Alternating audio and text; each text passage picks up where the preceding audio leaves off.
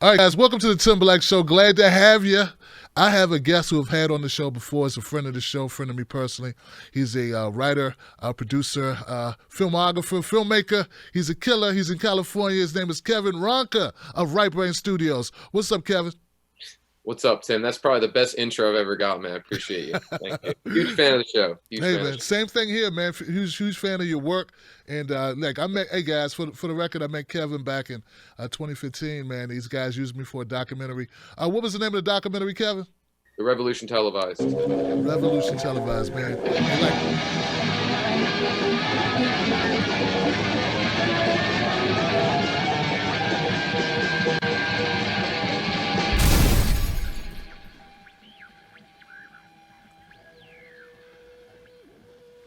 one day I'm online and somebody's like, Tim, you're in a documentary, bro. I was like, what? It's like, yeah. And I look it up, and there I was, man.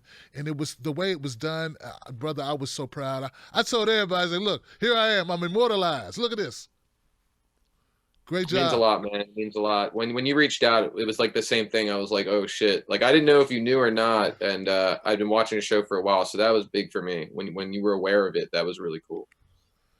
Well, and since then, guys, Kevin has been continuing to do work. Last year I know it was 2019. You put out a new documentary. This one called Nightcrawlers. It's about a filmmaker and that while he was doing these films of people on the opiate addiction and drug addiction, he himself falls into his own addiction. So, isn't that right, Kevin? That's right. He was doing a doc. It starts in 2011. It's like it actually takes place during the Obama years, which is kind of where it ties into the other doc. But yeah, he made a doc about homelessness and addiction on his camcorder, like right out of high school, and over 5 years he's living under a bridge. And we could maybe talk about this later on because I'm sure we're going to want to talk about China and all that stuff. But yeah, we're actually in a fight with Amazon right now. Well, we actually lost our appeal. So after I did your show, the film got rejected from a lot of festivals. We kind of reworked it. And then we got an agent because the trailer blew up on Reddit. I think this was after we did our interview. I mean, it exploded on Reddit and got a lot of traction. We got agents. So, we thank the Reddit community for helping us with that. And like us, they weren't quite sure how to market it exactly. I think they were used to doing traditional documentaries. So this was like way new to them just because it's on camcorder and it is kind of gritty and pretty extreme. So we ended up having to just start doing our own screenings. We went to Philly and Boston and all these cities where the opiate problem's really bad and the homeless problem's really bad. And we just started doing small screenings and we were packing them out. And we did one in Seattle where we had actually just addicts watch it and people who are familiar or work in that sort of field. So that was I was very nervous about that. It's not like a film critic audience. It's people who are really on the front lines and they loved it. And then through all that, we ended up getting into a very big festival, Denver Film Festival, who just played the new Earl Morris, Steve Bannon documentary. We played at that festival like opening weekend. And even after all that, and we won a few awards, Amazon rejected the film. They said it was offensive and they will not let us put it out. So it was crazy. We really, 500,000 people sleeping on the street, millions affected by the opioid crisis. And then Amazon basically tells these people that the film really speaks not even for, but lets them speak, that it's not up to their standard. And then you go on Amazon, there's just like such dog shit on there. Right. I mean, I'm on there, and I know my video. No. I know my shit is done. I know it's bad. No, dude, look, I shot a comedy show. I'm out there with Lee Camp, and we're going to did like 6-city tour. Man, he was cool enough to let me tag along, let me learn how to do stand-up comedy. And I didn't even plan on shooting. Like I had my iPhone half the time, and I was like, "Hey, point this at me on stage." And then later, I was like, "I should put that out." So the footage is horrible. The sound is not great. But I think I've seen it though. They still let me put it out, man. Wow. Now that's offensive. No. Like, the audio in my video was offensive, bro. Look, I'm gonna say this: the audio, whether that was true or not, I would never ever not be happy about Amazon getting some Tim Black programming. And I will say this: we fought it through an appeal, which was ridiculous. We showed the awards, we had the testimonials from addicts. I mean, we put a whole lot of evidence. And we made it clear to them, like, we're not saying that some of this other, because there's like brutal horror movies. We're not saying all that stuff's not art. We're saying, why can't we be like with that stuff? Like, we were never trying to be like, yo, this film's really, messed up. How come it's on there and we're not? It's more like, this film's messed up and it's on here. Like, we should be art too. It's all art. So, you know, that is something we're kind of dealing with. It really took the wind out of our sails because the movie's been like 9 years between Steven's journey and us getting involved. And every time I feel like I'm going to turn this chapter of my life and put this piece out there, something happens, and then I'm like, you know, I'm back to this thing which I love. But yeah, it's been a long struggle. But anybody wants to support that film and say fuck you to Amazon, I can curse on here, right? Yeah, absolutely. Say fuck you to Amazon, say fuck you to Bezos, and their sort of arbitrary censoring they're doing. Go to Vimeo on demand. It's not like as popular of a platform, but they don't censor you. Go to Vimeo on demand and watch Nightcrawlers or rent it, or tell a friend, especially if they know someone who's been addicted or homeless. And not trying to be a shameless promoter, but the only way we can really fight it and show like some of these streaming sites that it has broad appeal and it's really an important film is for people to just go there and rent it and just watch it. And we also want people to watch it. But the only, you know, sometimes, and I'm seeing this with the Bernie thing, like sometimes numbers don't lie, you know, like it's a small comparison, but like, you know, Bernie, his plan was to get the youth to really come out and drove so much so that it would sort of surpass someone like Biden. And he did a great job. Youth does not want to vote. They're completely disillusioned. But it wasn't the numbers he had thought. So people, you know, some people were afraid to take a chance on him. Even I think good people. I think with us, the same thing was true where a lot of streaming sites see the value in what we're doing, but they're afraid to take a risk on the film.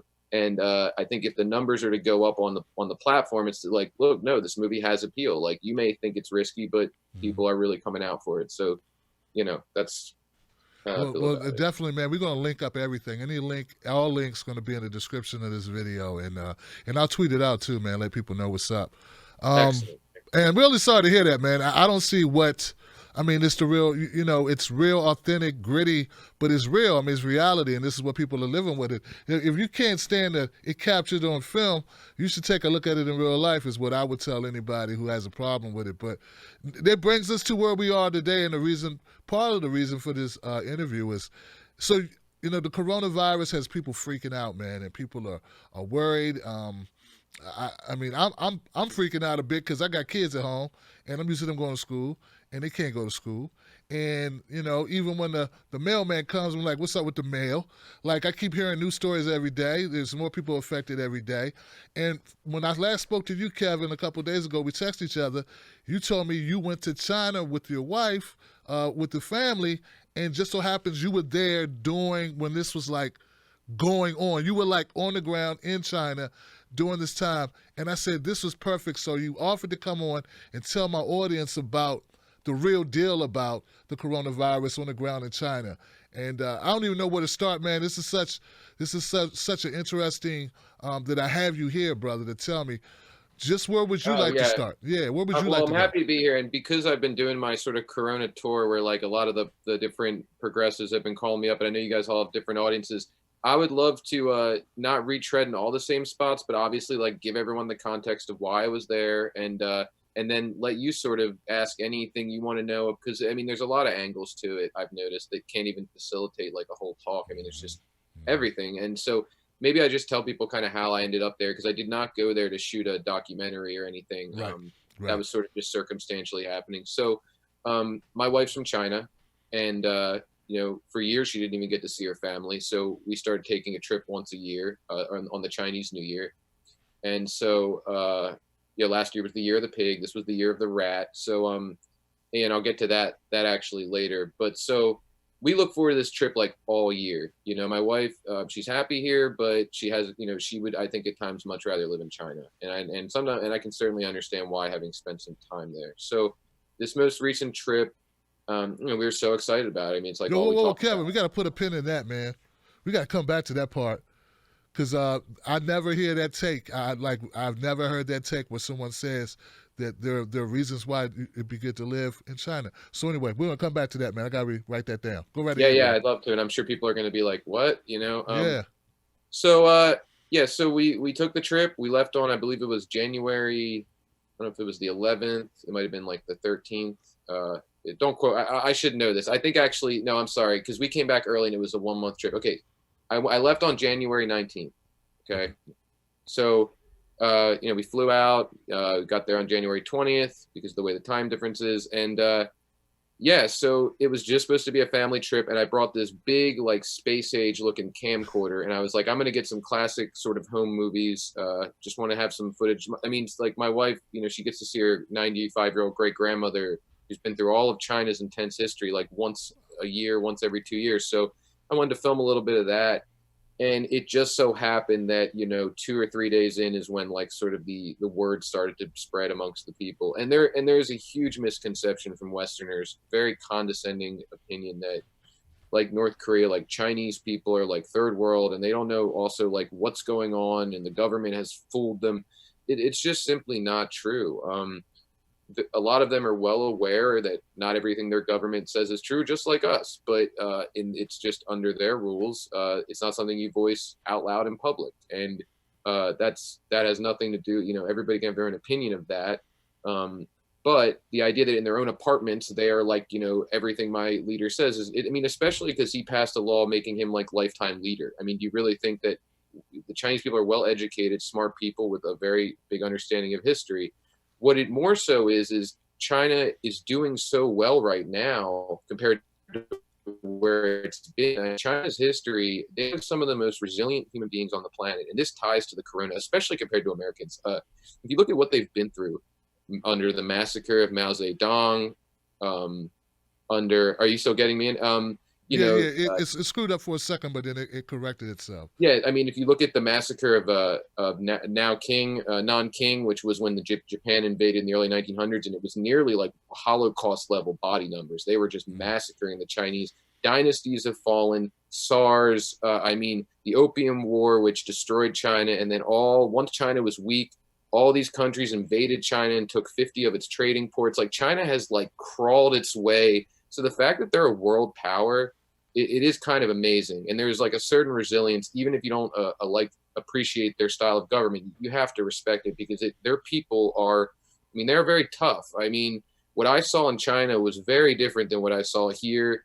And their numbers were higher, and they had more people obviously to deal with, but it's just, it trickles into their culture. And that's why, like, you know, a lot of people I meet are like, you know, just as left as me and progressive, think that when they go to these countries, they're going to be very like, you know, like they're going to hold every value they have and speak out. But when you really go there, you kind of treat it, I've learned, like going in someone's house. Right. You're not going to go in someone's house who's religious and start telling them this and that. I mean, you're just going to be respectful because you're a guest. And I feel like I wish Westerners took more of that approach and weren't so quick to sneer their nose, because yes, it's authoritarianism in some, but let me say some things about China you don't hear about. Like, they donate more money to Africa than any other country, have historically donated more money to Africa than any country. They've supported more anti-imperialist movements than, you know, a place like the United States.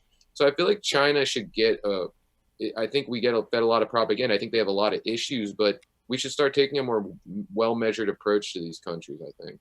You know, when you said that some of the things about China, some things that you should take note of, regardless of how you feel about it, I couldn't help but think about, you know, the whole thing with Bernie Sanders recently, where he made a comment. Well, actually, he didn't make the comment recently. He made it back in the 80s, I think. He said something about Cuba's schooling, about education or healthcare or something like that. And he just noted that they found a way to give everybody healthcare. And everybody lost their shit, because it's like, because they're not considered what they cannot consider a friend of the United States. You can't say anything positive or accurate. It's more the way to put it. So no, that's exactly right. No, yeah. Tim, that's totally right. And I mean, it's funny. I mean to jump in there, but it makes me think of like Israel's right-wing government, Saudi Arabia, the new leaders in Bolivia, like these ruthless, almost dictator-like people that, you know, and you know, and I think it's really funny. I always ask people, even family, when they bring up the Castro stuff, like, what about Batista, U.S.-backed pre-Castro leader who was worse, I think arguably worse than Castro. I mean, he was a monster to the point where, you know, Castro had to launch a revolution against him. Like, we always talk about these revolutionaries, but never the people they overthrew that the U.S. backed. Like, it's always, oh, Bernie denounced the Sandinistas. Well, I don't hear Biden or anyone denouncing Somoza. The guy they overthrew was worse. It never, you know, if Biden's against the Sandinistas and Castro and has issues with all those people, I would imagine he would also feel that way about Henry Kissinger. I feel like he'd also feel that way about, like all these ruthless, like Pol Pot, the Cambodian Hitler, who the U.S. totally seemed okay with. It's like it's so funny, and I think that skews American perception too, to like this like football team mentality of like it's us and them, and Yeah. well they're on our team, and like no, you know, I've completely abolished all that kind of thinking many years ago. I think I am not against China. I'm not against Russia. I'm not against anybody, because we hold up these countries like they're a monolithic creature, like it's Russia. Russia is not like one thing. It's millions and millions of people, Absolutely. good people who like us. We don't like Trump. I'm sure they don't like Putin all the time, but it's just crazy to me that we are so quick to sum up a whole country of people in one word. I don't know. It's Yeah, baffles it's me. what we do. It absolutely, man. It's very reductive of us, and I'd say petty and pathetic. But so okay, so you're in China. You're visiting there with your wife. She's visiting family. Wow, 95-year-old great grandmother. That's amazing. And and then this thing happens. You hear now they say Kevin that China wasn't telling its people what's going on, or China didn't tell the rest of the world, or something like that. What you said? But people on the ground knew what was going on in China. So, yeah, so I would say 3 or 4 days before it was announced on like the Chinese media, very like officially, that this is like a pretty big deal. We were already talking about it, and you know, I tell this anecdote not to repeat myself on everywhere I go, but I just think it's really interesting, so I will mention it because it mixes into a little bit of the Chinese culture. Some of them had an inkling who were older ancestor, like the older elderly people, because Chinese culture and religion and philosophy is very mathematical. It's very much related to elements, and there's so let me just explain. Every year, her father, my wife's father, was already kind of nervous about it because the grandparents were nervous about it, and I asked why, and it was because so the Chinese zodiac, right? Every year is a different animal for 12 years. That's one cycle of their zodiac. This was the rat. Um, Actually, it's considered the metal rat and the water rat, but that's a whole different thing. But so so 12 years is a cycle, right? And 5 elements for the 5 seasons of China, that's another cycle. So you have 12 years, 12 years, 12 years. That ends up being 60 years. Wow. And every time there's been one of these cycles, which is supposed to mirror the life cycle, it's like wood, fire, it's build and destroy. Every time there was this 60-year period, something big happened in China that was horrible. So in 1840, it was the Opium War. In 1900, all those European countries invaded and took all their seaports, and China was like in a terrible spot. And then 60 years later, it was 1960, where you had the Mao Zedong massacre. And then now I arrive in China, and the grandparents are like, it's 2020, what's going to go wrong? And Wow. I'm just like, all right, guys, like, I know I'm a Westerner, and I'm not condescending to you as superstitious, but I'm sure everything's going to be okay. And then, like, a couple of days later, that announcement on Chinese media. But yeah, so we knew a little bit, but like the people around me weren't as worried. They're just like, oh, I don't think it's going to be like SARS, but it is something, we have been hearing things. So yeah, China was aware before the news came out, a lot of them. But But they had to hear something like, how would yeah, you hear it? I mean, it's a lot of people, so I don't know. Your cousin had to have it. Now they heard it from somebody. Someone's talking, and yeah, because people in Wuhan were getting sick. I mean, so right. when China announced it, it's not like that day Corona came. It's like it was obviously building up, and that's why the cases were so big right away. Is it was like, no, it's not that 1,000 people got it today. It's like 1,000 people have it and just found out they have it. So in that regard, but yeah, it was just amazing to me, the sort of difference. Now, you can say what you want about the Chinese media. That's another thing. A lot of Westerners are telling me while I'm in China, they're telling me what's going on. But what you got to realize too is people in China do watch CNN. They watch all that stuff. It's called a VPN, and guess what? If you know what it is, they know what it is, because they get movies before we do. How, I don't know. You know what I mean? Like, Right, right, so I right. mean, the fact is, like, they are watching our news, and as well, like, yeah, like you said, people know people. It's a big country. Everyone has WeChat. If people are getting sick suddenly, people know they already been through SARS. So, and that was kind of the thing that Good ties into point. China's resilience, is they were almost ready for some shit like this. Could they have acted faster? Absolutely. Do I believe the government knew? Absolutely. But so did ours. I mean, you just heard about that guy today, Burr or whatever, who knew about the corona in the US and was dispelling that it was a big deal and privately selling stock. So, like, let's not pretend our media is too much more trustworthy, or our government. It's just, our government is a corporation, and their government is backed by, it's basically, their media is backed by one leader. but here it's backed by a bunch of board members who own a bunch of stake in companies. I mean, like, to me, no matter where you go, you're going to get misinformation.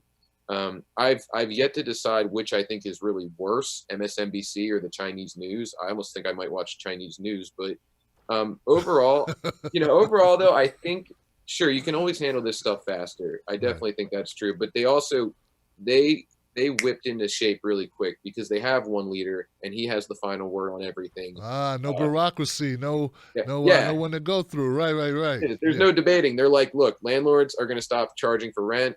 They're like, look, you're going to, and like, I mean, you cannot, but the Chinese government's urging you to do it. It's like, look, you're not going to work. Factories are done. Like, there's no question about any of that stuff. There's no uncertainty like we get in America, which is great when things are when it comes to certain freedoms, but when it comes to action, immediate action, I was like blown away coming from a Western world where for anything to happen, it's going to take like 8 months of like fighting and making a bill, and you're like putting all this weird stuff in it just to appease the Republicans. It was like, nope, as of like tomorrow, if you're outside, you have to have a mask.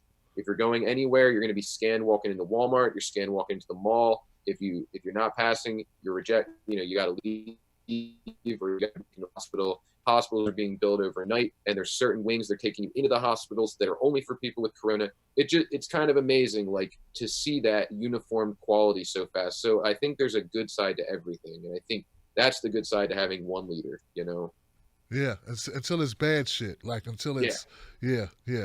But I see your point though. Like, cut through the tape, get down to it. Like right now, they're talking about relief for America, and it's going to be like April. Like, okay, we'll do something like towards the end of April for you.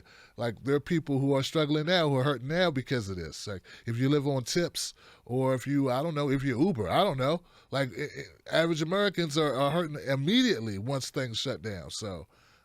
The bureaucracy has to wind its way through, and we got to have a news conference every day, and And obviously, democracy is like it's like my preference for any kind of government. But there's like all these other things when I'm in China. I notice like, it sucks you can't go out and I guess if you want to and trash the president, but at the same time they have socialized medicine. I went to the dentist in China for $25. I hadn't gone in 5 years, which sounds so horrible because I couldn't. Like, I couldn't afford it. I could not afford it. I was worried I might have something serious. Went there and it was like $35, and that was one of the more expensive dentists. So like, you can live off $200 in China for like weeks. I know somebody who pays $300 a month in rent, and their apartment's bigger than mine in LA. $300 a month. I mean, that's why like you got to get used to the idea that anywhere you go, like there's other things than just being able to like outwardly speak out against your government. I mean, yeah, that's a right you want to have, that freedom, but there's other things to consider, like your health. Or it's like a big thing, man. Maybe culturally, maybe, I don't know, man, because you're in Cali, man, around all the progressive liberals, supposedly. Like for my culture, Kevin, man, that wouldn't be that big a deal.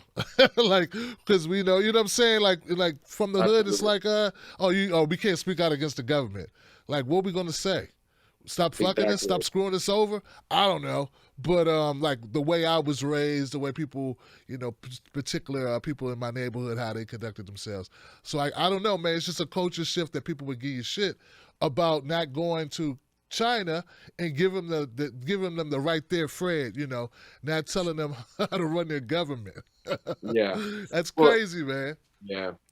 So okay. We got a clip, guys. We got a clip of that Kevin put together for us of the upcoming documentary. It's not the full clip, but I want to run a piece of it now so you get a feel for what Kevin saw when he was on the ground.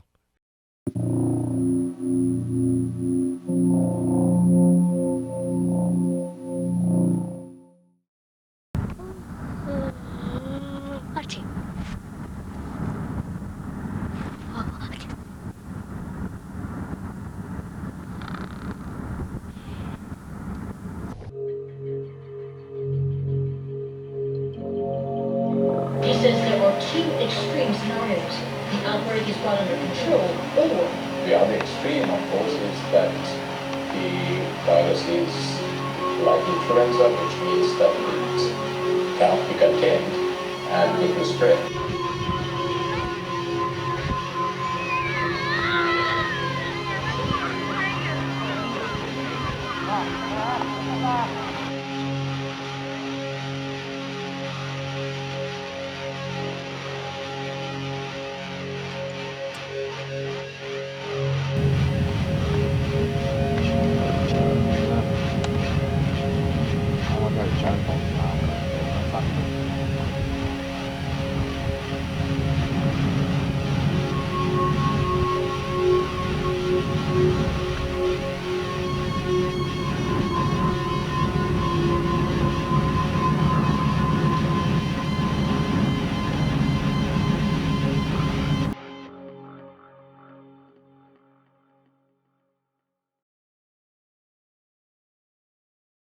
Oh man.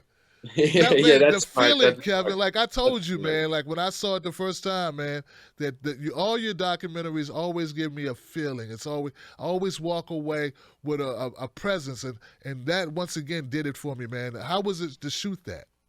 Dude, that means a lot to me because everything we do, we don't know what it is, what the right brain brand is. There's just this feeling we think our work kind of does give. It's like it is a little bit of dread, but it is a little bit of like something I think a lot of people haven't seen. So when you say that, it's like, okay, we hit it, because I'm always worried, like, did it do it? There's like a certain standard. It's not a, oh, it has to be in 4K. It's like it has to give you like a feeling, or it's nothing, you know. So I appreciate it. Shooting it, dude. Shooting it was crazy because early on I felt really free doing it, but as shit got more intense, as things got more locked down, having this big camera in a surveillance state, I got a little scared, I'll be honest, towards the end. Good point. Didn't think I was about getting that. nervous. I remember the last day I had to get this last shot and I forgot my mask and I got yelled at and there was cops in the park and I had this big camera and I started to be like, dude, what am I doing? Like, I think I should just maybe stop and just call it a day. And because there was a moment where I could have shot a really phenomenal scene where there was a whole blockade going on, and I only got a little bit of it because I was just, it's the first time for me, some of the stuff I filmed, I was like, I'm kind of scared. I don't want to do it. And I was with my wife's dad was like, I wouldn't do it. I just would stop. Yeah. That's Yeah, scary. I take never the felt advice, that. Kevin. Right, right. Yeah, Take yeah. yeah. Well, my wife's like, if you can't get back, like at the end of the day, what's the point of shooting it anyway? You know? Good point. Yeah. Good point. Damn, that's serious. If you can't get back, Yeah. let that sink in there for a minute. If you can't, Yeah. like if you can't leave, is what he's saying, guys. Mm-hmm. Yeah. I don't know. 21 Savage. Trump got 21 Savage out. I don't know if he'll get out Kevin Ronca, especially after all the shit you talk. Yeah. I was gonna say, once you see, I don't see Trump really making a case, and it's not necessarily like saying like I would have got arrested. The irony of that was like, they were all filming me when I went to the blockade because I had to show my passport. I was taken to a medical tent. They were running all my information. This was just a visitor grandmother by the end. Like that's how like roped off things were. And people were in like pretty much like the hazmat suits and like nearly. And I remember just sort of thinking like I should get my camera right now. This is like almost like this could be the climax of the film, and and realizing like you have these instincts of like as a filmmaker, like this is it, you got to get this, even if it's risking everything. And meanwhile, cops and everybody has their iPhone out filming. Probably the only Italian Jew, I would say, in Foshan at that time. I would think maybe one of them. And they're all filming me, and I just wish I had my camera. And that was the only regret. Most of the stuff I shot, I really was like, yeah, this was great. Because like I think I told you, shooting on such an old camera, which was more by accident, it had I just had 7 tapes. I could not get any tapes when I was there. They were like from the 90s. And unlike a hard drive where you can shoot as much as you want, really, just 30 minutes of tape. Wow. Or you can change the quality to crap and it's like an hour of tape. So I was constantly like wondering, like, you're just watching your sort of footage get smaller. And so you're like, damn, I only have 5 minutes. What do I get? So wow. That was a challenge, and I don't know if like, I don't think our next project will probably be on camcorder. It's not like we've moved to camcorder. If we end up doing the Revolution televised too, which I hope we do, and let's just kind of see where things are going, I'll probably definitely be in Milwaukee. We're not going to be like shooting on camcorder, but it is for certain things, I think there's an intimacy and a humanity to it that like, it does remind you of like home movies. It does remind you of like, that's what I got from it. Exactly. Yeah. I think if I would have shot it in like 4K, it would have felt like just like every other kind of doc you've seen, Yeah. You have any other questions about the experience over there? I'll let you run it. Yeah, man. Gosh, man, did you run into anyone who had it, or how were they? So people wore masks even if you didn't have it, you had to wear a mask. You had to. You get yelled at if you don't. You could get in trouble technically if you didn't as well. I mean, I don't know how much, but the other thing too is like, you weren't allowed to visit people. Like you couldn't go in apartments. Towards the end, it was like, unless you're like a blood relative, you really can't. And so that, we were stuck in the house a lot. And like, I love my family over there and her younger brother who's in the film. I mean, we were very close, but even we were driving each other nuts after that. Like cabin fever set in, like the politeness had gone, and like I was annoying him, and it was just, and our flights got canceled. So we were kind of worried we were going to get stuck. We had to get another flight. It was like the last flight out. It was like $2,000 a person. The tickets were nuts, but there was like nobody on the plane. So we got like our seats got upgraded, but there was no headphones because of the Corona stuff. So like we couldn't watch anything. It was just like, in the end, I didn't know anybody who got it.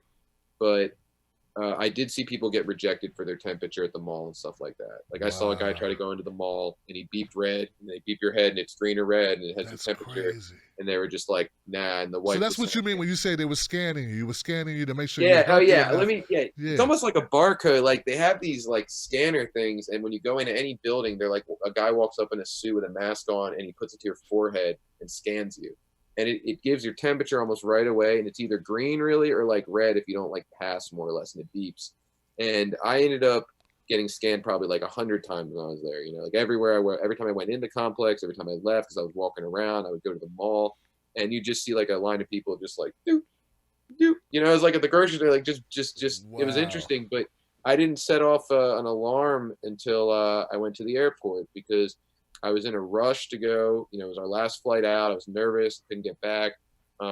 And I had a lot of luggage. So stupid me, it was normally cool out. That day it was a little hot. I put a beanie on my head. I put my jacket on. I grabbed all my luggage. I run into the airport. I'm trying to make this flight.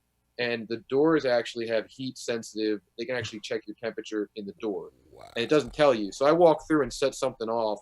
And somebody took me out of line and scanned my forehead. And I'm like, oh, this is no problem. And then I hear that dreaded beep, beep, beep, beep, beep. And I look down, it's red. And I'm like, are you nuts? Like, and so I had to leave the airport initially, and I was worried I wasn't even gonna be able to get on the flight. I'm completely panicking at this point because I'm gonna be stuck in China for several months, which I normally wouldn't mind, but Nightcrawlers is coming out in 2 weeks. So I'm like, you know, it's just not convenient for me to be stuck in China. And my wife was luckily able to talk to the woman at the airport who scanned me, and she's like, look, he's an idiot. He's wearing his winter clothes in the summer. He's wearing his winter clothes when it's warm out. Let me take him outside. I'm telling you, he doesn't have the corona. He's been scanned like hundreds of times this week. So I went out, and I'm telling you, Tim, like I was just so panicked, dude. Like I was panicking, so I was getting hotter, and I couldn't stop sweating. And I'm just like, it's nothing worse than trying to calm yourself down, I think, in like a moment of anxiety, and it's not working. And so luckily everything worked out, and I was expecting like a major scene when I got to the US. I had already planned the ending of my doc was going to be like, look how much crazier the US is. And it just goes to show you shouldn't plan a doc. Like when I got to the US, it was actually very calm. Maybe that's why we have such a problem. They let me right in, they scanned me, and they're like, you're good. Just, I had to go to self-quarantine though after that. Okay. In the US. Self-quarantine, what's that like, man? You just have to go home and stay home. Yeah, and they give you paperwork, and they tell you to take your temperature twice a day. That's literally what the precautions were. Yeah, and I'm not. I almost wish I mean I did do it, but I wish there might have been a little more. Maybe this is why it hit the U.S. so hard. As I don't think you should shut the borders down, but I was surprised how kind of lax it was. It was like I've never actually been.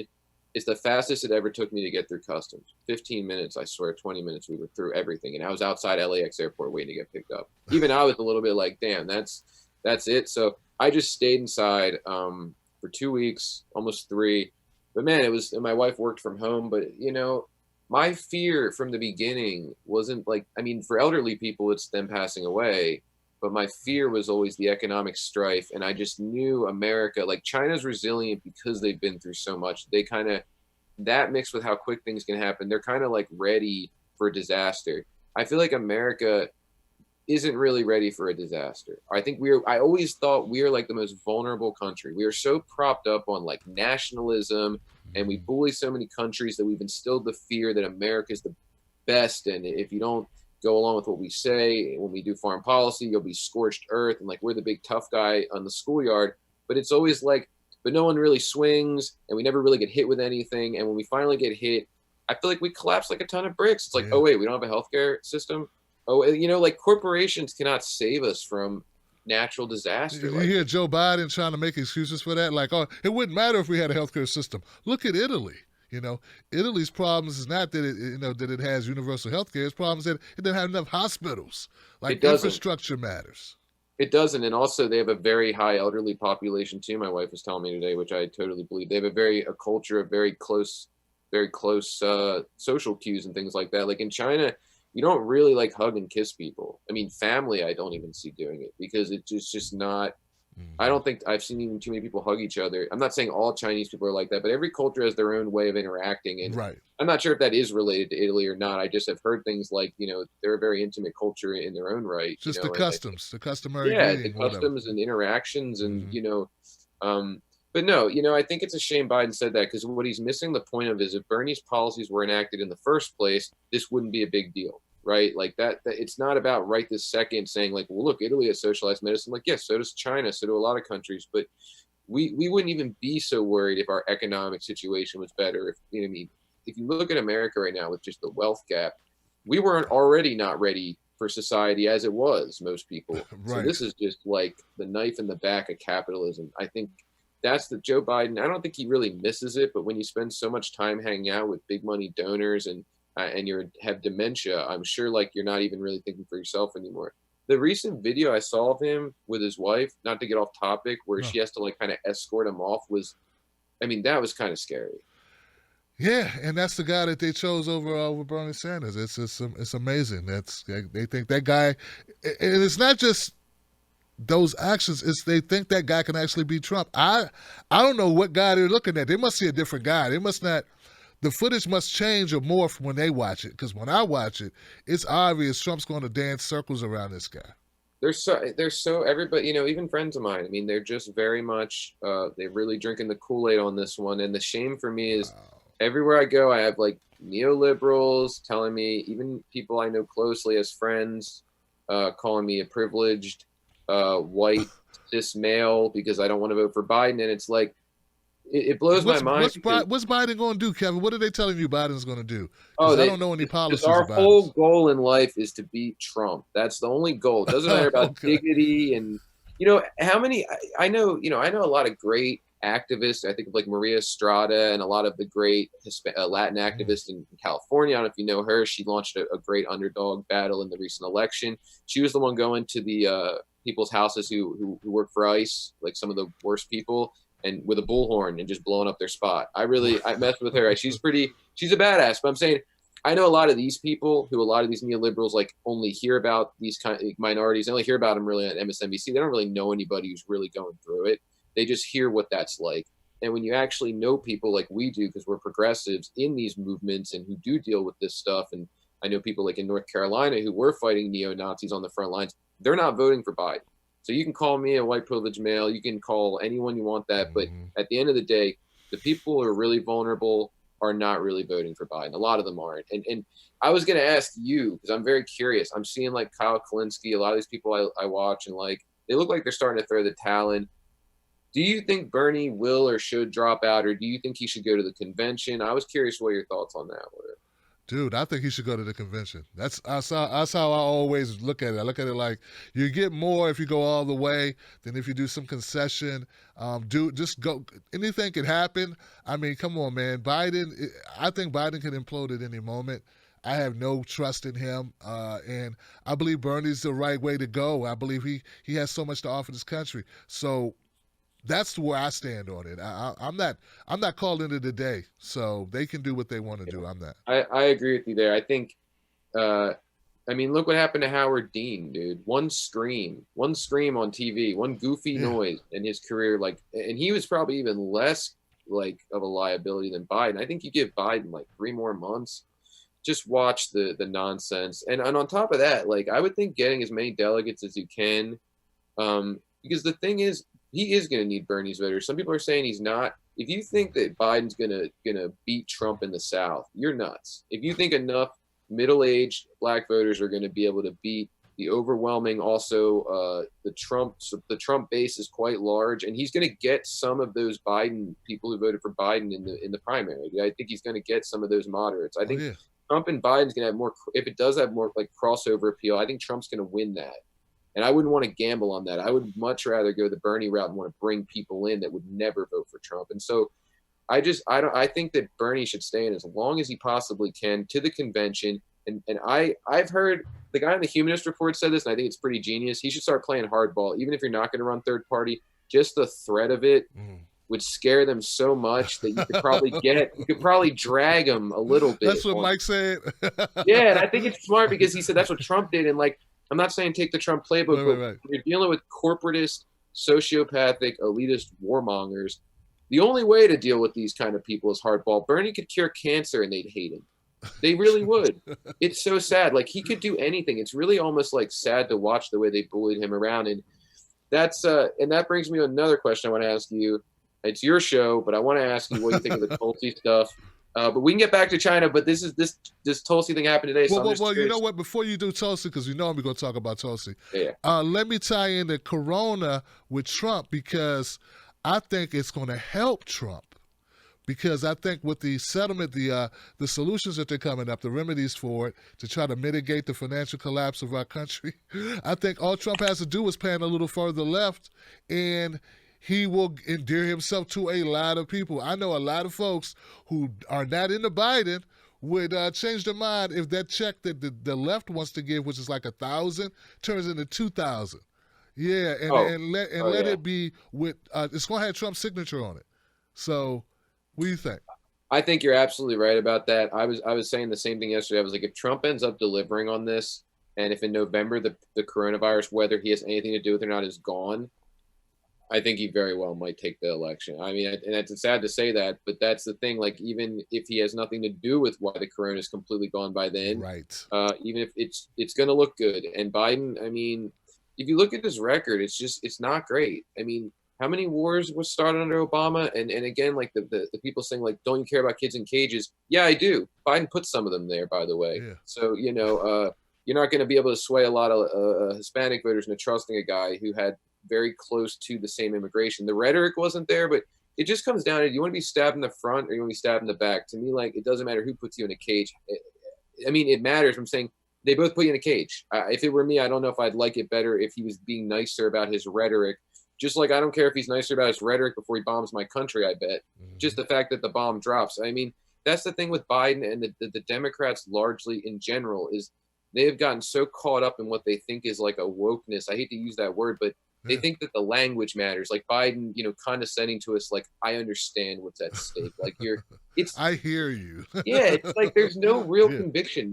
They're still running, I feel like 70s and 80s, like, political, like, scripts, you know, like, it's like they have all these old playbooks. They just bring them out. Like, you know, people want action. And you know, I would never vote for Trump. I would never vote for Trump. I'd vote for Vermin Supreme before I'd vote for Trump. But you know what, though? The thing is, the fact that the Democrats still haven't diagnosed why they lost to Trump blows my... I mean, they have picked every excuse they could literally stretch to, except that, like, maybe we didn't appeal to, like, working class people. Like, they've gone every conspiracy. They've got, like, you know, Rachel Maddow, the charts out. You know, it's like Trump went to Russia, then this, and there was this. Like, all it's like one of those police, Facebook, you know, Twitter. Yeah. And then rather Bernie than just Bros. Say, like, the Bernie Bros. Susan Sarandon, Jill Stein. Yeah. It's right under their nose. It's like, no, you just didn't appeal to working class people. Boom. I mean, the same problems that Hillary Clinton had are going to be the same problems that Joe Biden has. In fact, some of those are going to be exasperated because some of the things we blame Hillary for, she was just married to Clinton when he did them. So they have the same liabilities. I don't see a difference, really. In fact, I got to say, Kevin, let me ask you this, man. Do you think maybe sexism, maybe as progressives, we downplayed, or because of our distaste for Hillary, we didn't really weigh how much misogyny may have played into it? Because I can't see why people think Biden's competent and they thought that Hillary was incompetent. I can't speak for, you know, some of these moderate Democrats, even some of them like the overwhelming numbers that came out for Biden that everybody was excited about. And I'm not saying this in a negative way. A lot of them were black moderates in, like, South Carolina, right? So, or a lot of negative, Johnson. It's very negative. It's okay to say it in a negative way. They shouldn't have done it, man. They lied to. No, but what I was going to say is, I'm not knocking that base. What I'm saying is, why are we trying to appeal, even if they are minorities, to a group that probably isn't cool with abortion? They're probably not even cool with a lot of these things that these neoliberals are, so they tout their gay rights. Like, I don't know if that was the base that was really, like, what you really wanted. So, you know, I can't think of, like, what some of these bases that are really coming out for Biden, if misogyny played a role, and maybe she got blamed for some of her husband and stuff, but I am not a believer that Hillary Clinton kind of got too much flack. I think that it was, if anything, I think she deserves all of it. And I hate to say that on reflection. And I'll tell you why. Like, even the email thing drives me nuts because people really don't understand, like, the gravity of being the Secretary of State, being able to have the authority to, like, destroy countries like Libya, where the leader was sodomized in the streets for trying to, you know, grow independent from France. You can say what you want about Gaddafi, but he was an anti-imperialist. And a lot of his people loved him. and to stab him in the back and have him sort of assaulted in the streets and laugh about it. That's a certain type of sociopath. But what a real certain type of psychopath does is build their own email server in their basement so they can make those kind of decisions, and nobody else will know why, because there's no recording of these emails. People act like it was just an email thing, and it became like a political rhetoric, like, oh, it's just the emails. No, it's actually quite a big deal to serve in that kind of a position and be having all of your decision making and all the dealings you're doing with like a Sidney Blumenthal figure, completely off the record. And you started 7 wars? I mean, that's pretty astounding. And on top of that, I think that people also forget that she really was instrumental in the birther movement. So at that time, she was very good. No, I don't forget any of it, and I don't think. No, you don't, but people do. Yeah. But I don't think that she was treated wrongly. I'm thinking, I don't see why we don't treat Biden the same way. I have the same level of disgust for Joe Biden as I do for Hillary Clinton, and maybe even more so because a lot of things that I have problems with Obama's administration, Biden is right there for all of it. Like, he's there plus some. Plus, then we add on top of that bigotry. We add on top of that total disregard for black folks. Total disregard. This guy said he would veto Medicare for all if it crossed his desk. This guy is the same guy who doesn't want to legalize cannabis. And this is a guy who's the architect of the 3-strike law. So the mass incarceration, this guy was with Ronald Reagan. He was the same guy that was boosting Clinton with the welfare queen shit. He was running that same talk, that same play. I saw an interview with Michael Eric Dyson and Kiwanga Taylor on Democracy Now! You guys see this video, man, where she runs down a list of things about Joe Biden, and we know it's just the proximity to Obama that got Joe Biden this affection, this lead in the South. So man. He wrote Obama's legacy too. Absolutely. He didn't even go to Washington. Like, people just like Obama in Washington. They think they're going to get an Obama 2.0. My thing with Clinton is I think sexism might have played a role. Some of the other things too. I'm not saying I don't think Biden's better than Clinton. I think trash to me is just trash. I'm not going to sit here and which one is the worst, because which they're is both the better trash. Yeah. But I will say I think branding, because that's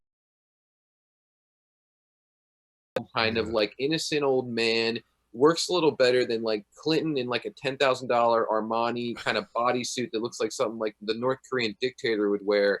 Talking about, I understand your, telling the youth, I understand your pain. Yeah. And she just had a very entitled opinion. And I think that she was the only one running. So pretty much was the only person running against Bernie early on. It was just those two. But after a few debates, it was very clear the writing was on the wall and she had a major lead. Biden, there's a period where it actually he was going to lose. He almost got humbled by that. And I feel like he just presented himself maybe. But no, I also think the Obama tie-in's a big part of it, because Clinton and Obama were never seen as close friends, and everybody remembers how dangerous that sort of that was a pretty ugly election. It was a pretty ugly primary, and I don't think people associate Clinton with Obama. I think you're right; they associate her with her husband probably more likely. So I think I'm pressed to say specifically misogyny, but we are a misogynist culture. So did that factor in with me? No. Can I speak for others? No, but I wouldn't be that surprised. I wouldn't. Yeah, just a little, man.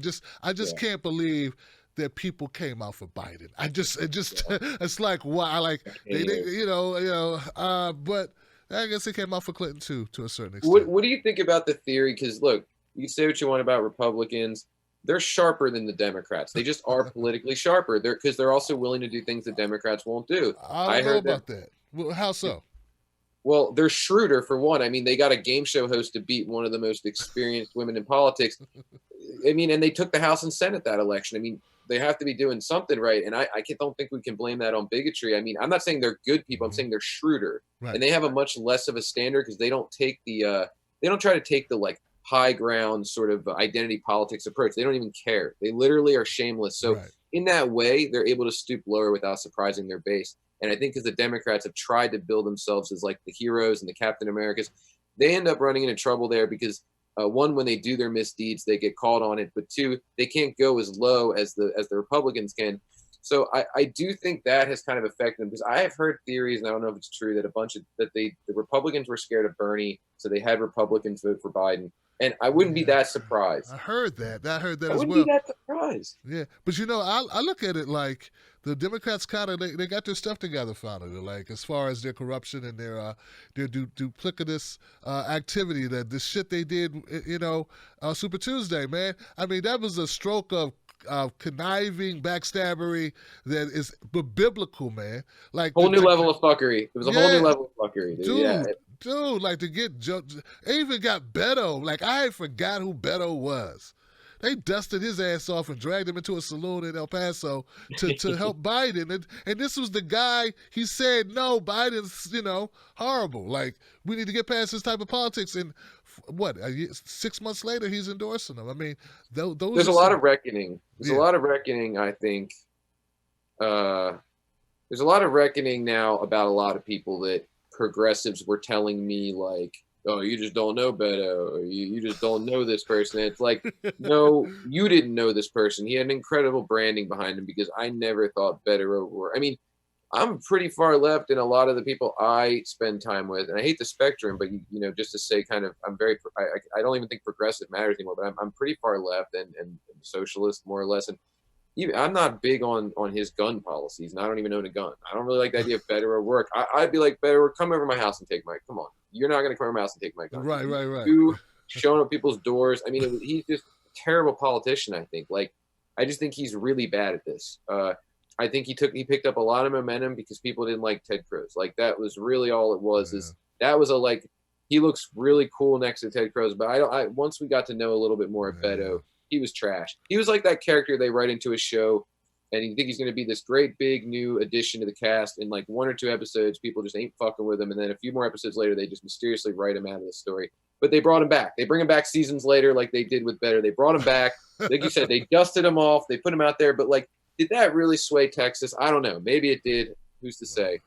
I would bet that Bernie has a lot more support in Texas than Beto does, and I think even more so after this election. I don't think it helped his career at all. I think it probably made it worse. I think people that didn't pay attention during the primaries who looked up and then they saw it looked like it was just Biden standing there, because everyone said Biden's the guy, and they were like, well, we want to get rid of Trump, we got to go with Biden. Guess that's what we got to go with. And I think that's sort of it was as Chomsky would say, they the conformists made us conform by propaganda. I forget the actual term he uses, but no, you're right. Yeah, I remember seeing him say that. I think too, it's amazing. Like, to think that rushing $1 million in Facebook ads could sway progressives, but to think that hundreds of millions of super PACs and health insurance lobbyists sending articles and the media with billions of dollars in free media, that wouldn't sway people. It's like the MSNBC crowd thinks they're unswayable, but we, Facebook ads are going to make us all abandon our, what were we thinking? Yeah. I mean,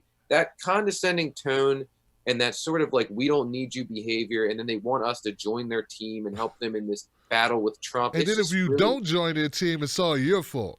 Yeah, that's right. They do nothing to appeal to us either. I mean, I'd be more embarrassed after this election cycle to call myself a Democrat. Like, if you call yourself a Democrat after this, I feel bad for you. Man, I was an independent after 2016, man. I went independent, man. Me too. If you don't mind me asking, did you vote for Jill Stein in the? Yes, I did. Proudly. I even videotaped it. Oh, proudly too. Oh, and she's somebody too, I would say, I'm making a request, and it's up to you. I would consider hitting her up during this, because as a doctor, people forget she's a politician, but she's somebody I was on the phone with pretty recently. Wow, I didn't think about that. Yeah. She has a lot of interesting things to say, I think, about it. Yeah, from a doctor's point of view, absolutely, man. Yeah. But look, man, now we've talked about Tulsi Gabbard offline, man, and I think it'd be great to just get your opinion on, she dropped out today and she endorsed Joe Biden. What do you think about that? Well, I'll say this, and I'm sure some people watching might be upset by it, and so I'm going to choose my words carefully. I was a Tulsi Gabbard fan going back to 2015. I wasn't even like late on the train, because that's really when she got popular, and like, I love what she did for Bernie. This is going to be a long-winded answer, but I have a few opinions about Tulsi. One, I think the more tactical, smart thing to do would have been to not resign from the DNC chair, because you could have had a lot more power over the process instead of letting Debbie Weitzman and Schultz step up. It was a great act of valor, but strategically, you could have worked against them from the inside and also exposed them. You didn't have to leave. You didn't have to resign. You had a lot of pressure on you, but I think that might have even been more helpful to Bernie to have another person in there kind of trying to watch his back. And I haven't heard anybody really say that, but I still question, like, in the long run, if that was the move to strip yourself of power, because she was probably the only person that had his back at that point. She could have even been leaking some of the stuff that was going on behind the scenes without ever anyone knowing it was even her. I just think if you're a politician and you do have these Machiavellian thoughts, I almost think that would have been the high mock move. But more or less, it was cool. It was great that she did that, and I like a lot of her policy. I respect her. She's a war veteran. She's a woman of color who's done very well in politics and has a lot of progressive beliefs. But I have to say, I think some of the things... No, you didn't have to say all that shit, man. No, I'm about to tell you, though, the other side of it. Okay. I'm saying that's how I felt a little bit like pre this election. Okay. It's once the election started, it was like I had a lot of Tulsi people around me, some who have sort of the backdoor channels, like, oh, she's an assassin for Bernie, and like she's in this to like help Bernie. And it's like, okay, at a certain point, if you're not getting on the debate stage, how are you an assassin for Bernie? If you're not sharing a lot of his policies. I'm not saying it to be a surrogate for Bernie, but I'm saying I just don't think that was true, and I didn't like that I was being billed that she was like Bernie's attack dog. Just say she was running a campaign.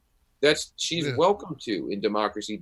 And it became a trend with some people who are great. They're good people, but some Tulsi supporters, I think, were blinded by some of it's like she could do no wrong. Like, I will criticize Bernie. I do criticize Bernie. Mm-hmm. That's what you do. None of these people are perfect, and I'm actually more like Green Party left than a lot of these. Bernie to me is like, he's like the best I'm going to get in a legitimate candidate who has a shot. But he's not like I think like Jill probably lines up more. I think it goes even farther, but they don't have as much of a shot. So I go with Bernie. Tulsi, people like Tulsi, it's like, no, she is the best it gets. And I never understood that as a progressive. Yeah, she had an Australian Medicare for all plan. Why didn't she just go with Bernie's gold standard of Medicare for all? I don't get why you really just love the Australians' way of doing it. And then, her foreign policy was good, but I didn't think Bernie's it wasn't quite as progressive, but by the end, like at a certain point with what they were saying on the stump, I'm not sure like how much different, like Bernie was calling the Venezuela thing a coup. I mean, like he was doing the things that I think he was getting scrutinized too heavily by Tulsi supporters. And then, like, they could see her just doing no wrong. Like, when she breathed life into the sort of Breitbart open borders thing, that was a little odd.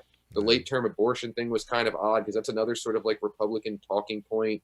And at a certain point, I just started really questioning, like, this idea that, like, her and Bernie were in it together, and that he's going to be her VP. Like, I feel like that was, like, really wishful thinking that was just kind of going around, and, like, there was never really a whole lot of evidence to it. And then there was the Tulsi supporters that kind of started to turn on Bernie, and they're like, he doesn't have her back. Like, yeah, he's one of the only people that came out against the Hillary Clinton stuff. He did defend her against Hillary Clinton. But I don't think because she resigned and supported him that he has to throw his political career completely off the wall. And like some of the things people are saying, like jump on a ticket with her and run third party. Like he had a legitimate shot to win. And if you're really progressive, why is that not your choice? And then even like now, like a lot of her supporters, even some media people were like, she's got to stay in. Her voice is so needed. And I'm like, it's not really picking up traction, bro. Yeah, like it's not working. Yeah. She's at 1%. And they're like, she's bringing the Trump people in. If she teams up with Bernie on the VP ticket.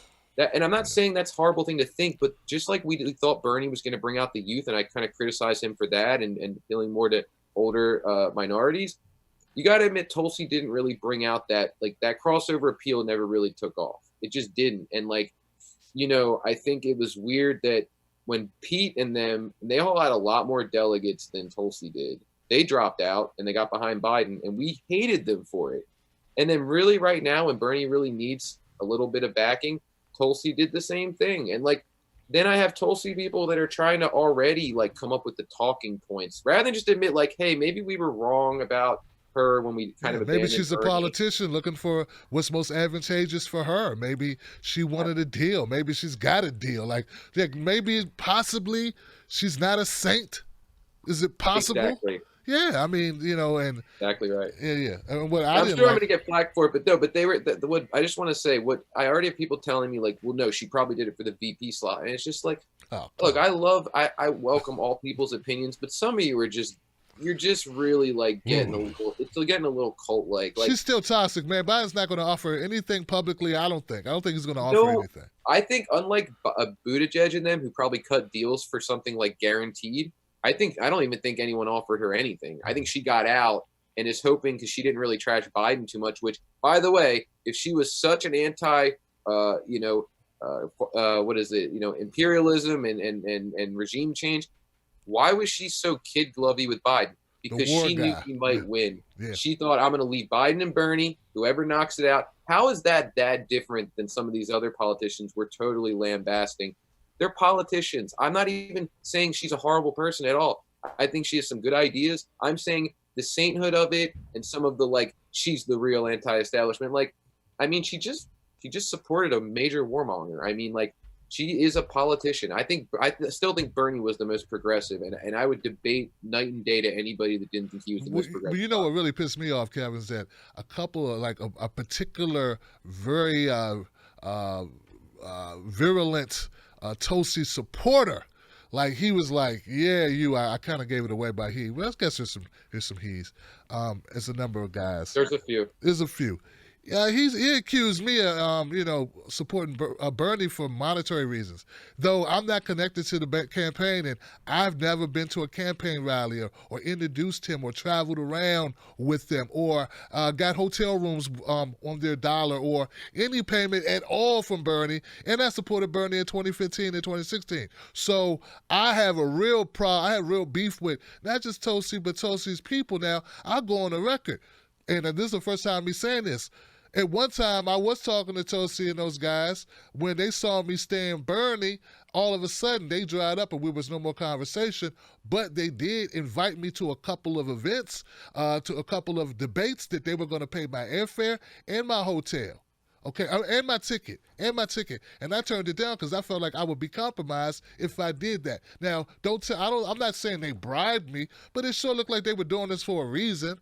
So, meanwhile, you're saying that I'm doing this for money. What are they doing it for? I saw people's subscriptions levels jump. I saw people's money jump. I know people that toured around and did events for her. All of a sudden, they got deals that they're doing in Hawaii that they got paid for that they didn't do before. All of a sudden, now that they're with Tulsi. So like, look, the pot was calling the kettle black. Even though I don't even this Tim Black, they were calling it Tim Black. Yeah, so I have a problem with a lot of this stuff. And to me, man, I look back and I say, wow, she didn't have enough of a black idea of what black folks, how to help black folks. Specifically, I had a problem with that. And she had no talk, no time, no concern at all for anything concerning the black community. So I always had a problem with it. Absolutely true. So how could she, to me, she was not viable to begin with. Yeah. I don't, so like, She had very minimal support. And I'm not, I respect I love that we have an independent media now. But I will say this. I have seen, and I'm not going to point any fingers in any directions, but I've seen it on all different candidates, but there are it seemed like some people were getting access and letting that blind some of the reporting that I would watch. And these are shows that I had watched here and there, and some of them not as much. But it seemed like some people, I don't think that the most profitable thing would be to pick the candidate that there's a lot of independent media covering, like the Humanist Report and all these stuff. That's even harder to carve a lane out. What would be easier, I think, would be to get access to a candidate that's kind of progressive, not as progressive, but a little easier to get in touch with. And I do think that once you get to know, so I think keeping that distance is important. That's what I should say. I think it's important for independent media to have that distance from candidates, because once you are friends with them, or once you are close, or once you are getting flown places, I think it becomes very difficult to discern. You're a human being. You're a human being. Yeah. It's naturally going to happen. Like if I'm getting invited out and I'm going to start saying, well, no, I know this person. They're all right. We're like, we never really even tried to reach out to Bernie during the Revolution televised because we didn't want to, because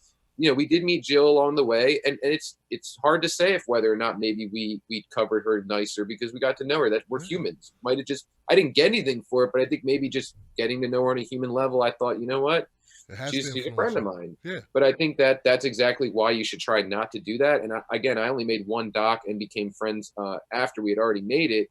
I think independent media should sway from like, it's okay to do interviews, but like becoming close, I just think, you know, you become almost a surrogate. And at that point, it's hard to tell if we should listen to you. I think to think that Bernie wasn't the most progressive in this election, I think you have to be blinded to think that. Yeah. Yes, her Assange stuff she said was great. And I think, and by the way, if you haven't checked it out, I would look into Action for Assange. I'm making recommendations here, but this girl, Taylor Hudak, I think her name is, she's doing the best reporting on Assange right now. And that's something I give Tulsi over Bernie. He sometimes does take the safe political route, and sometimes she does say things that he wouldn't. And I respect that. I do think if the revolt what's the difference? What's the point of saying them if you don't, like, I looked at it like, okay, I get it. But when you have nothing to risk, exactly. What's the difference? Like you Tim, that's exactly where I was going, bro. If you really? if you're polling 2% or something, why not? Yeah. Like that's what Trump did. Like I still think part of what got Trump elected is that he had nothing to lose, so he said a lot of shit, and lo and behold, some people agreed with him. And that was what it's like, wow, he was like, I can't believe they're liking this stuff. Well, let me say some more crazy stuff. Let me offend more people, you know, and or let me go on a limb further and be more outspoken. And I think Tulsi did the same thing. And I think mean, Bernie come on, actually, Breitbart, dude. She went on Breitbart. Like dude, I didn't challenge him really. That's the thing. Like I went on the Blaze, okay? I went on the Blaze, but I was there to combat Tommy Loren. That was the purpose. I was the lefty. Yeah. I wasn't somebody trying to get. Yeah, I wasn't trying to get Trump supporters to like me. That's not why I went there. Same thing with Alex Jones. Went on Alex Jones' show. The first thing out my mouth was, Alex Jones, I disagree with you about Sandy Hook. I think that you're wrong. I don't agree with you at all on that point, at all. We're here to talk, and we were there to talk about censorship, not about Sandy Hook. And he was like, well, I understand you had to say that, and I get it. We got the lizard people, and we got the people in the Democratic Party, and I understand why you got to do that. I get it. They'll crucify you if you don't do it. But you did that's the right thing. That's the right thing to do. But somehow when Tulsi doesn't do that, and I call it out, I don't like women. No, you know what?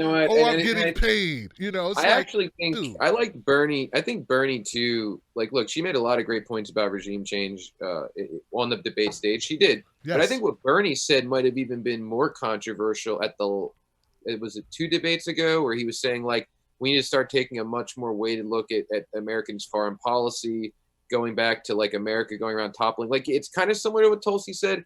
But he was referencing Nicaragua.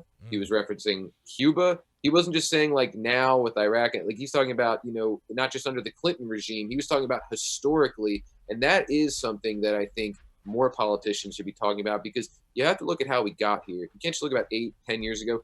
The United States for the last 80 years, 90 years have gone around in the name of fighting communism and absolutely decimated Southeast Asia, Latin America, the Middle East, just completely leaving countries in disarray and giving them the ability for anti-imperialist movements to be empowered, like jihadists, like the Khmer Rouge, and move in and take over, or instill their own leader who's just as bad. And I think Bernie, to me, cut more to the core of what a lot of Tulsi was saying.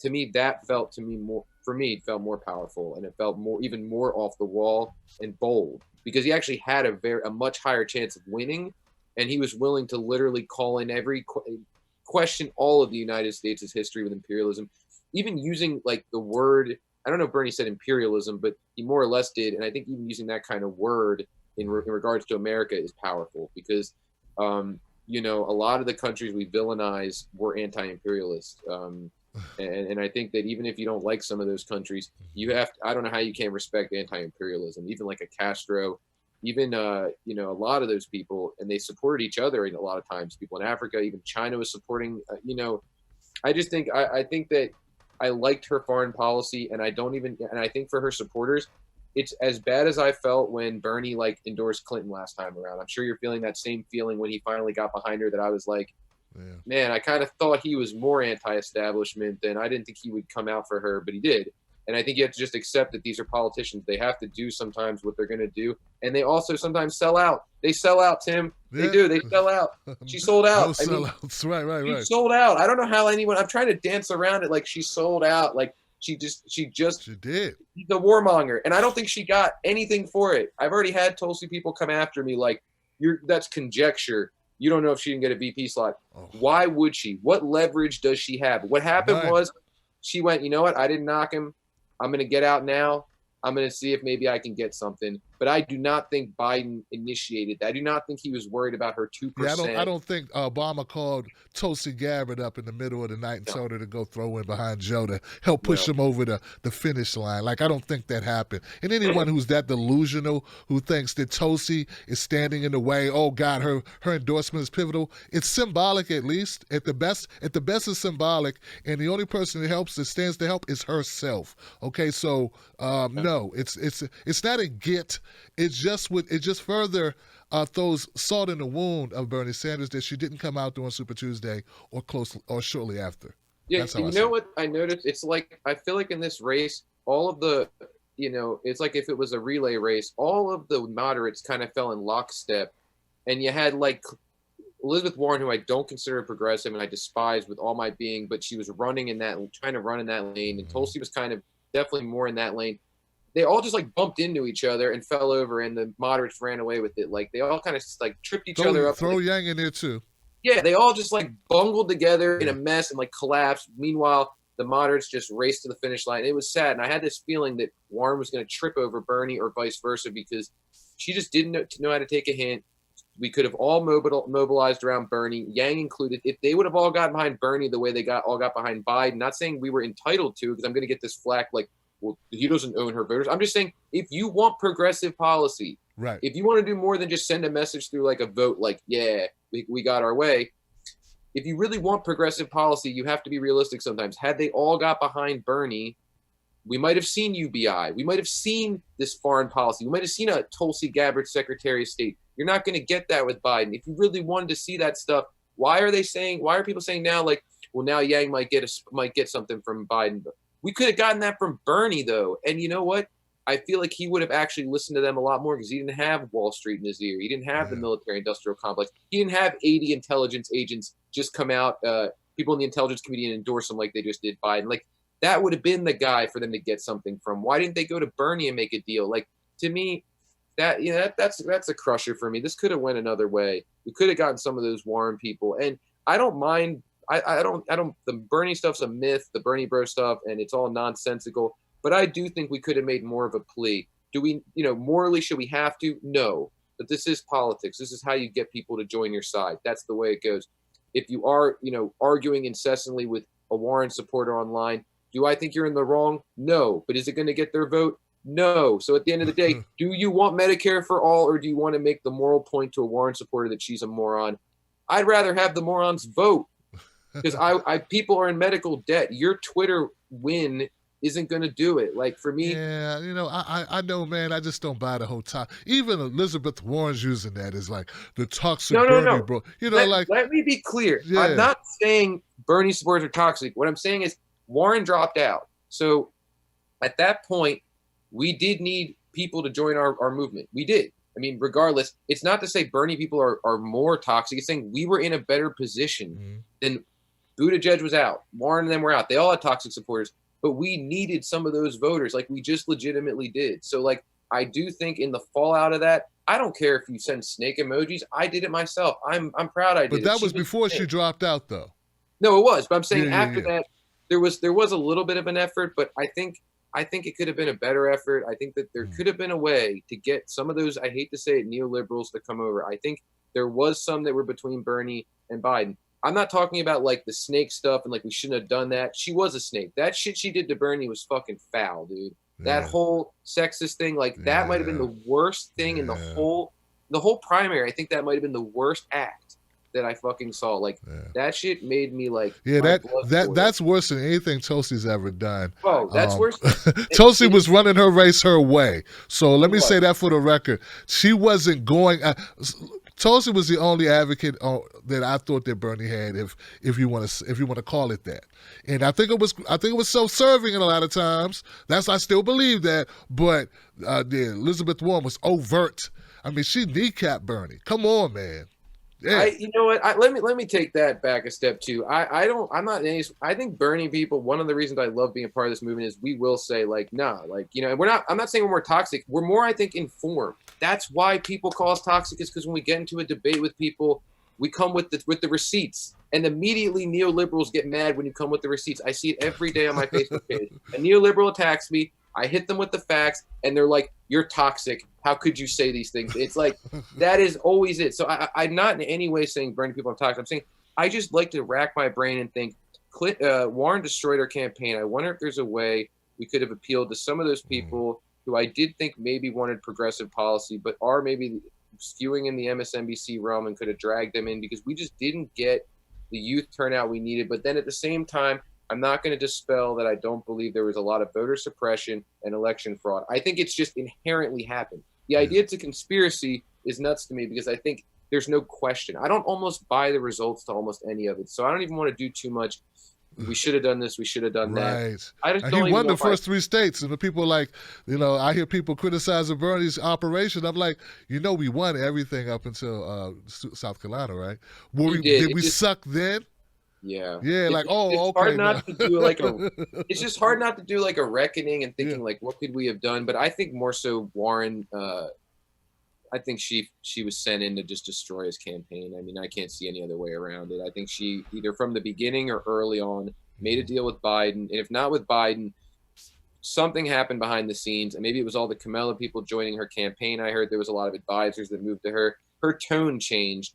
And I never really liked her from the beginning. I'm going to be honest. I was saying from the beginning, I don't know why she's running, but I think the way that conversation really went down between Bernie and Warren, and she's not telling the whole truth, was he didn't say a woman couldn't win. I think he told her she couldn't win. There you go. I think he said, you don't funny. have the base. You left them behind in 2016. Like, I wish you well. But I think, you know, at the end of the day, like, the movement's behind me. And I think she took that away. I think at the time she said, okay, I understand that. And later she got bitter when she realized it's true. Yeah. I think she might have told Bernie, like, okay, that's your opinion. And, you know, we won't attack each other. May the best person win. And when she saw the rallies he was holding and that he had the base, she was like, shit, he was right.